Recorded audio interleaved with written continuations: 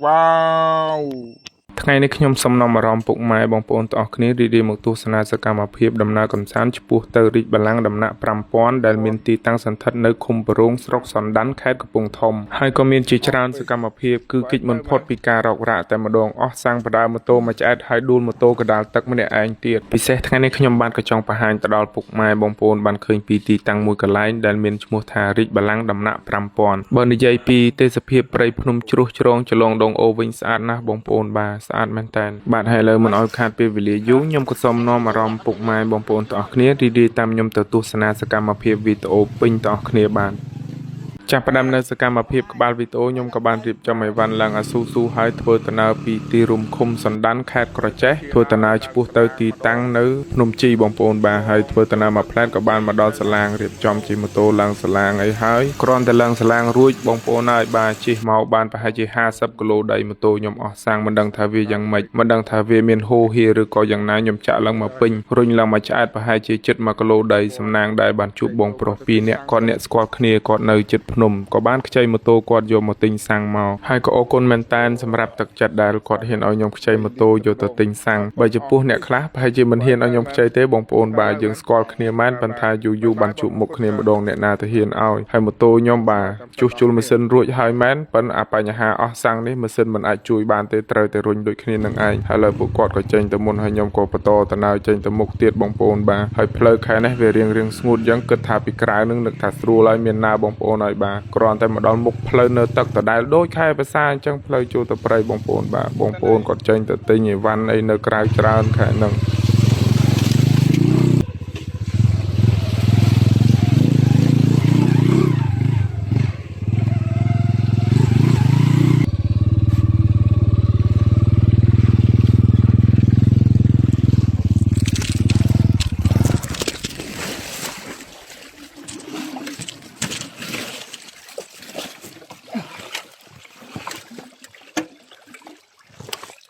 កំពុងតែជិះស្រួលមែនណាផ្លាច់បាសជើងចងាងកម្មមកខ្ញុំបងប្អូនបាទមិនដឹងថាកម្មក្រាស់យ៉ាងណាទេនេះឥឡូវទៅកាន់ទូរស័ព្ទដៃមកជាហៀងហេតុតែចង់បានឲ្យបងប្អូនបានឃើញពីសកម្មភាពផ្លូវពិបាកមានណាបងប្អូនឲ្យបាទពិបាកមែនពិបាកតែខ្ញុំដួលទៅទឹកទូរស័ព្ទអីអស់អាលីងបងប្អូនបាទសំបីតែប្រដាប់ប្រដាដែលយកទៅទិញផ្ញើអ៊ំនៅក្នុងនឹងក៏ទៅទឹកដែរហើយគិតទៅផ្លូវហ្នឹងខ្ញុំជិះទៅមកមិនចេះតិចដងទេដោយសារតែម្ដងនេះមានណាផ្លូវគោយន្តគេបោបើកអ្មេទៅវាជ្រៅមកជាហៀងក៏វេជគោទៅបាសជើងចងាងហើយផ្លូវយ៉ាងនឹងបងប្អូនបាទដល់អញ្ចឹងខ្ញុំមិនខ្ចីថតអីទៀតតាមផ្លូវបើថាជួបនេះជួបយៈទៀតក៏ខ្ញុំមិនថតដែរតែថតទៀតដឹងតែបាសជើងទៀតហើយបងប្អូនបាទហើយខ្ញុំក៏កាត់មកដល់ផ្ទះអ៊ំតែម្ដងខ្ញុំមិនថតទៀតបងប្អូនបាទហើយមកដល់នឹងអីវ៉ាន់នេះបតេបតាបលាពេញនឹងកាត់មកដល់ថ្ងៃក្រោយក៏នាំគ្នារៀបចំគ្រឿងក្រៅបងប្អូនបាទចំពោះគ្រឿងក្រៅខ្ញុំអត់មានអីច្រើនទេងាយស្រួលបងប្អូនបាទយកមាន់អ៊ំមួយយកទៅភ្នំហើយបេះអំពិលខ្លះដើម្បីយកទៅផ្ញើតានៅលើនិយាយពីថាដើមអំពិលនេះទៀតបងប្អូនបាទផ្លែលប់ខ្លួនតែម្ដងដើមមិនសូវជាប្រមាណទេផ្លែនេះបើថាដូចម៉ែកអីផ្សេងប្រហែលជាបាក់ម៉ែកជ្រុះខ្ទេចហើយបងប្អូនបាទយើងបេះម្ទេសបេះអីខ្លះហើយរៀបចំភ្នាក់ក្មួយបាទហើយម៉ូតូខ្ញុំមិនដឹងម៉េចទេបងប្អូនបាទថ្ងៃមុនលិចទឹកនឹងហុយសែងតិចតែសង្ឃឹមថាអត់មានបញ្ហាអីទៅចុះបងប្អូនបាទសង្ឃឹមថាវាទៅសុខរហូតហើយផ្លូវយើងគួរសមដែរនឹងណាបងប្អូនផ្លូវទៅរាជបល្ល័ង្កដំណាក់5000នឹងផ្លូវអូខែនេះកន្លែងខ្លះទៅក៏ចោតអញ្ចឹងម៉ូតូខ្លះកលាំងអន់ឡើងរួចទេបងប្អូនបាទប៉ុន្តែចំពោះស៊ូខ្ញុំទៅប្រួយបាទអត់ជាបញ្ហាហើយងាកមកមើលខ្នេះវិញកន្លែងខ្ញុំច្អល់នឹងឯងបងប្អូនបាទរាជបល្ល័ង្កដំណាក់5000យើងមើលពីចម្ងាយឃើញដូចជាទូចទេបងប្អូនបាទតាមពិតធំខ្ពស់ណាស់ហើយជិះម៉ូតូប្រហែលជាកន្លះម៉ោងជាងឥឡូវក៏បានមកដល់ទីតាំងកន្លែងតានៅខាងក្រោមហើយព្រះអង្គមានច្រើនមែនតើបងប្អូនបាទខ្ញុំជិត2ឆ្នាំហើយវគ្គក្រោយនេះទើបនឹងមានឱកាសបានមកម្ដងទៀតគ្រាន់តែចូលទៅដល់ភ្លាមឃើញថាប្លែកឥឡូវព្រោះអីមានគ្រប់គ្រាន់ជាងមុនមានតាំងពីបន្ទប់ទឹកអញ្ចឹងចំពោះភ្ញៀវអ្នកជិតអ្នកឆ្ងាយបងប្អូនលោកយាយលោកតាគាត់ទៅស្រួលនឹងការស្នាក់នៅកន្លែងសម្រាកកន្លែងនៅចំណែកខាងលោកយាយចាស់គាត់ក៏រៀបចំធ្វើខាងបាយសីអីអញ្ចឹងទៅហើយពូគាត់គ្រាន់តែមកដល់អត់ដឹងថាខ្ញុំមកដល់ទេបងប្អូនបាទព្រោះអីបែកយូរហើយគាត់មើលខ្ញុំមកយូរគាត់ថាពីណាអ្វីដល់មើលទៅអូអាក្មួយបាទយូរហើយទើបនឹងនឹកដល់វាឥឡូវវាមកដល់បាទខ្ញុំអញ្ចឹងឯងបងប្អូនបាទចូលចិត្តទៅអត់ឲ្យអ្នកណាដឹងមុនទេទៅដោយលក្ខណៈប្រេងតែម្ដងបាទហើយជួបគាត់មកផ្លែតហើយក៏រៀបចំនាំមកក្មួយធ្វើដំណើរឡើងទៅរាជបល្ល័ង្កដំណាក់ 5,000គោលដៅទៅថ្ងៃហ្នឹងគឺទៅលេងនៅលើដំណាក់5,000ដើម្បីថតឲ្យបងប្អូនបានទស្សនាផងហើយក៏នឹកទីតាំងកន្លែងដែលពួកខ្ញុំធ្លាប់ទៅច្រើនដងពី10ឆ្នាំមុនហើយពិសេសក៏ចង់បង្ហាញទៅដល់ពុកម៉ែបងប្អូនបានឃើញពីចំកាបេងធ្នង់នាងនួនក្រញូងប្រភេទឈើកម្រនៅលើនងហើយក្នុងសកម្មភាពវីដេអូថ្ងៃនេះផងដែរខ្ញុំក៏អត់បានទៅរកត្រីរកសាច់រកម្ហូបអីទេពិសេសក្នុងវីដេអូហ្នឹងគឺច្រើនតែសកម្មភាពការធ្វើដំណើរឡើងព្រោះតែខ្ញុំឃើញថាទេសភាពជុំវិញស្អាតពេកបងប្អូនបាទកន្លែងណាក៏មានថ្មធំហើយចង់បង្ហាញទៅដល់ពុកម៉ែបងប្អូនបានឃើញពីផ្លូវដើរចំពោះបងប្អូនណាដោយថាថ្ងៃក្រោយចង់ទៅលេងអីចឹងឃើញថាអូផ្លូវនឹងប៉ុណ្ណឹងអាចទៅបានហើយនិយាយមែនពុកម៉ែបងប្អូនបាទឲ្យតែខ្ញុំបានទៅកន្លែងនឹងម្ដងនិយាយពីថាក្នុងខ្លួនដូចថាមានអារម្មណ៍ស្រស់ស្រាយអារម្មណ៍ល្អមែនតើបងប្អូនបាទហើយជុំវិញឥឡូវមើលទៅកន្លែងណាក៏ឃើញតែព្រះអង្គច្រើនមែនតើផ្លូវដើរឡើងក៏ឃើញហើយមានធ្វើជាអាស្រមច្រើនហើយទឹកប្រើប្រាស់ឥឡូវក៏ស្រួលជាងមុនដែរតាក៏តទៅយកទឹកពីលើភ្នំយកមកប្រើនៅក្រោមចឹងឯងបងខ្ញុំថាចំពោះបងប្អូនណាទៅលេងឥឡូវស្រួលជាងមុនមែនតើយើងមានទឹកប្រើស្រួលហើយនៅលើភ្នំនៅសបោមែនតើបងប្អូនបាទដើមឈើទៀនម្ដង3 4 5អបសបោណាបងប្អូនបាទល្វឹងល្វើយរាប់ហាត់ហើយយ៉ាងថ្មនេះមិនដឹងទៅណលប៉ុណ្ណាប៉ុណ្ណីទេកពូលនៅលើនោះហើយជា5-10នាទីទៅដល់អូហត់ណាបងប្អូនហើយហត់ខ្លាំងក៏ហត់តិចហត់ខ្លាំងហើយទៅទៀតក៏សម្រាកសិនហត់សិនអញ្ចឹងសម្រាក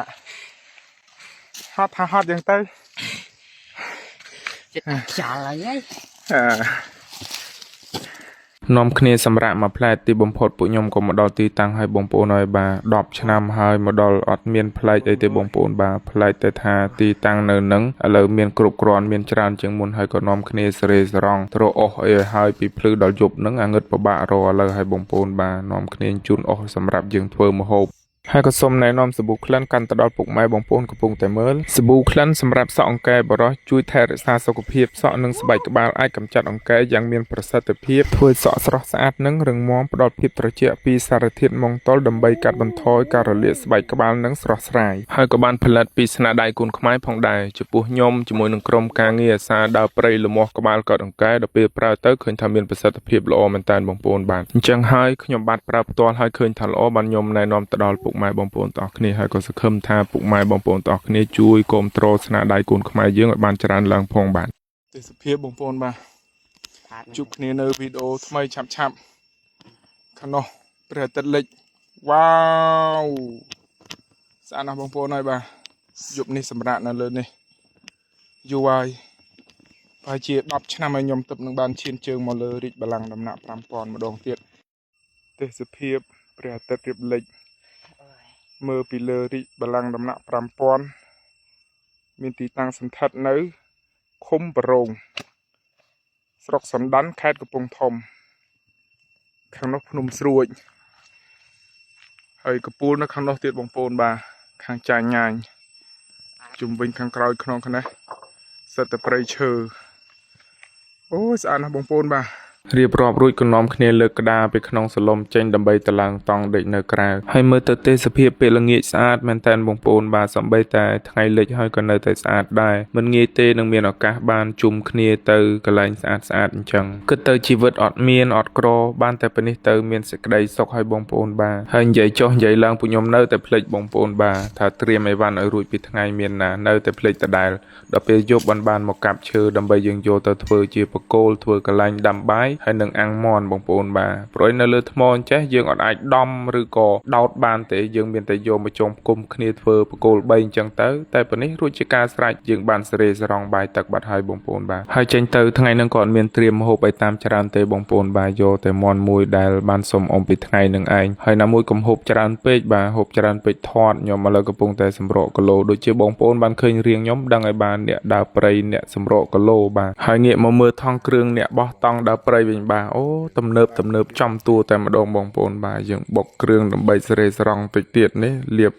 អាំងមាន់ហើយអាំងក្រែបុកគ្រឿងរបស់ពួកខ្ញុំនេះបងប្អូនបាច់ឆ្ងល់ទេបាទថាយកមកពីខាងណាចេះតែយកមកបុកអំបិលឲ្យទក់ទៅបានយកមកលាបមាន់តែប៉ុណ្នេះទៅរួចជាការស្រេចបាត់ហើយបាទអាំងបដើប្រូកប្រាយបដើខ្ញុំចេះតែភូតអស់ក្មួយវាចេះតែជឿបាទតាមតែក្មួយចេះតែជឿយើងចេះតែភូតតទៅបាទភ្លេចខ្លួនមកផ្លែទៅមាន់យើងឆ្អិនបាត់ហើយបាទតែតម្រាំនឹងបានឆ្អិនម៉ោងឡើងជិត10បាត់ហើយបាទហើយក៏សូមអញ្ជើញពុកម៉ែបងប្អូនបាទហូបជាមួយនឹងពួកខ្ញុំទាំងអស់គ្នាបាទជើញពុកម៉ែបងប្អូនបាទហូបជាមួយនឹងពួកខ្ញុំទាំងអស់គ្នាមកព្រៃមកភ្នំគ្មានអីទេពុកម៉ែបងប្អូនបាទពូមាន់មួយ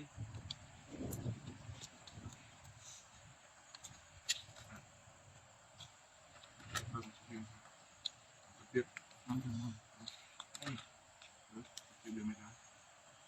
នេះទេខាងព្រៃខ្ញុំនេះ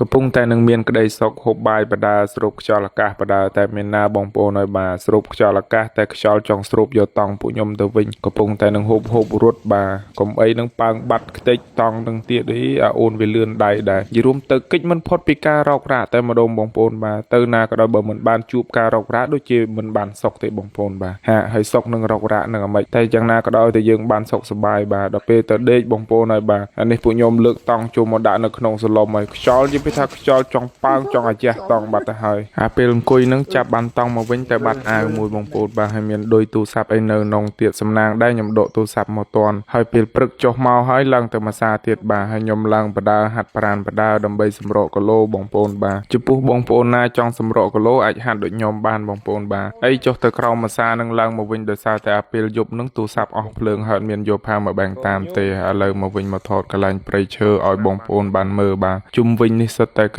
ញូងនឹងនាងនួននឹងបេងនឹងធ្នងបងប្អូនបាទគិតទៅទឹកនឹង10ឆ្នាំសោះបានមកម្ដងទៀតហើយឥឡូវដើមឈើតាំងពីប្រពន្ធកូនដៃហើយឥឡូវប្រពន្ធណានៃហើយបែរតាម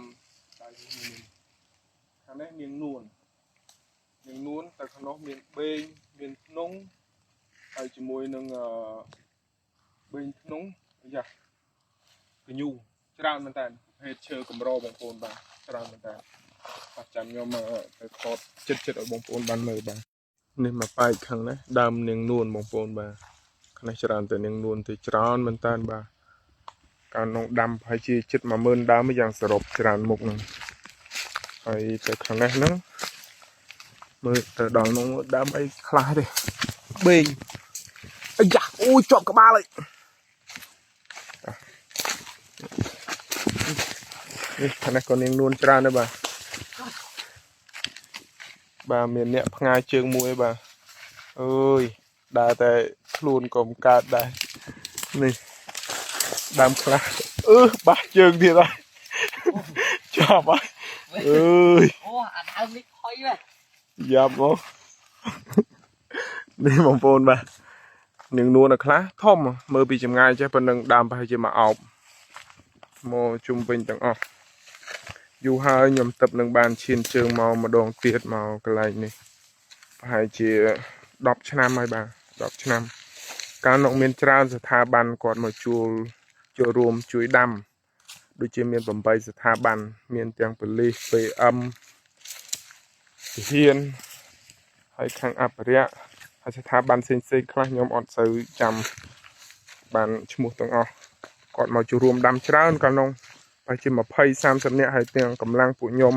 ហើយនឹងតាពូខ្ញុំបានចូលរួមមួយថ្ងៃពីរទេអត់សូវបានចូលរួមបានដាំយូរថ្ងៃទេដើរមើលព្រៃឈើរួចរាល់ក៏មកថតកន្លែងដើមអាសាទៀតបងប្អូនបាទមើលជំរឿណាជំរឿនៃអញ្ចឹងហើយជ្រុះអាវទៅមិនដឹងជ្រុះទៅខាងណាបើថាតង់ប្រប៉ុណ្ណានៃនឹងជ្រុះទៅក៏បាត់ដែរបងប្អូនបាទហើយមើលថ្មចោតមែនតើមើលទៅមិនដឹងខាងណាខាងណីទេកម្ពស់រាប់រយម៉ែត្រហើយយើងងាកទៅមើលខាងក្រោមឃើញដើមមួយទៀតនឹងបងប្អូនបាទហៅថាដើខ្នងដំរីដើនឹងក៏ធំហើយខ្ពស់ស្អាតមែនតើចាំអាកាសក្រោយខ្ញុំមានអាកាសទៅម្ដងទៀតខ្ញុំនឹងថតទេសភាពកន្លែងនោះឲ្យបងប្អូនបានទស្សនាហើយលើចុះទៅវិញនិយាយពីថាតាមផ្លូវចុះ ទៅវិញខ្ញុំក៏ចង់បង្ហាញឲ្យបងប្អូនបានឃើញពីប្រភេទឈើកម្របងប្អូនបាទកកោះក៏ជាប្រភេទឈើកម្រដែរនេះធំមុខប្រហែលជា1ម៉ែត្រជាងបងប្អូនហើយត្រង់ភ្លឹងដូចទៀនអញ្ចឹងពូតាក៏នៅនឹងទៅក៏ថែរក្សាឲ្យដើមនេះក៏មុខប្រហែលជា7-8ដែរបងប្អូនបាទនិយាយរួមទៅដើមណាដើមនោះត្រង់ភ្លឹងតែម្ដងហើយម្ដុំនឹងដើមកកោះមានច្រើននោះអាកន្លែងខ្ញុំចូលនោះសិតតែដើមកកោះទេបងប្អូនបាទមុខប្រហែលជា6-7តាមផ្លូវចុះទៅវិញក៏ចូលថតលេងតាមគុកតាមអីអាកន្លែងដែលគេហៅថាគុកហ្នឹងបងប្អូនចេះបាទនៅក្រោមថ្មយើងឮតែទឹកហូរទេតែយើងមើលឃើញទឹកទេបាទហើយមានថ្មធំកន្លែងខ្លះទៅក៏ងឹតឈឹងកន្លែងខ្លះទៅក៏មានកជាវនៅអញ្ចឹងកន្លែងណាដែលមានកជាវនៅគេហៅថាគុកកជាវអញ្ចឹងនៅច្រើនកន្លែងស្អាតមែនតើដែលខ្ញុំមិនទាន់បានថតឲ្យបងប្អូនបានទស្សនាបាទអញ្ចឹងដល់ពេលណាមានឱកាសក្រោយទៅម្ដងទៀតណាមួយខ្ញុំទៅជើងនឹងក៏អត់មានត្រៀមអីតាមបានច្រើនដែរតិចអស់ភ្លើងទូរស័ព្ទតិចអស់ភ្លើងទូរស័ព្ទឡើងហើយចុះទៅក្រោមវិញមានកម្លាំងណាហើយចំពោះសកម្មភាពវីដេអូខ្ញុំបាទថ្ងៃនេះក៏ឈានមកដល់ទីបញ្ចប់ដែរហើយក៏សូមអរគុណកាន់ទៅដល់ពុកម៉ែបងប្អូនទាំងអស់គ្នាដែលតែងតែចំណាយពេលវេលាដ៏មានតម្លៃមកតាមដាននិងទស្សនាវីដេអូខ្ញុំបាទបាយពុកម៉ែបងប្អូនជួបគ្នានៅសកម្មភាពវីដេអូក្រោយទាំងអស់គ្នាបាទ